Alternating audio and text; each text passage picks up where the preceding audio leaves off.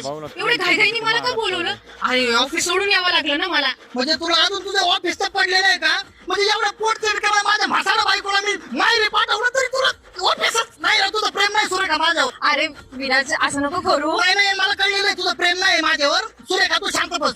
माझं आहे तुझ्यावर प्रेम. एक तर किती दिवसांनी आपल्याला असा चान्स भेटलेला आहे. आता 2 दिवस आहे ना फक्त तू यायचे. विराज ती तुझी बायको आहे का रे? अरे माझी बायको आपले कपडे नाही घाली. अरे नाही ती तुझी खरंच बायको आहे आणि ती इकडे येते. अरे बाई माझी बायको आपले कपडे नाही घाले. अहो कधीच्या नावात ड्रेस घातला म्हणलं नवऱ्याला सरप्राईज द्यावा. नवऱ्याने मला एवढं मोठं सरप्राईज दिलंय.